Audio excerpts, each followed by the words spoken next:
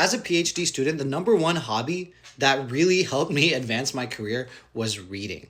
And I used to read a lot as a kid. I used to be so like glued to my books and I would be reading all the time. So much to the point where my parents would get mad at me for reading too much because they thought that was the reason why I got glasses. I mean, it probably was the reason why I had bad eyesight. But anyway, it was a super big part of my childhood. And then when we all got phones, we just kind of stopped reading. And I don't remember exactly what caused me to stop reading, but I didn't read all throughout high school and throughout college. And I picked it back up in this past year. And this year I've read 10 books.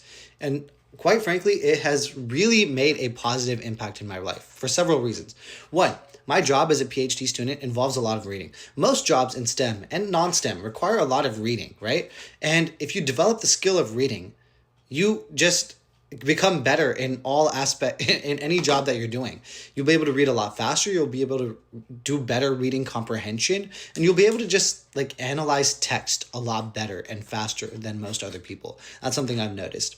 Second thing is that when you read a lot, your vocabulary gets better. Like you get exposed to words that you don't typically hear in day-to-day conversation, especially when you surround yourself with people who are like younger, for example. Like if you're in college, like you're going to be hearing slang all the time. And it's really refreshing to be able to read these books and you have like vocabulary in your bag that people don't necessarily expect you to have. And it's really useful when you're having important conversations with important people.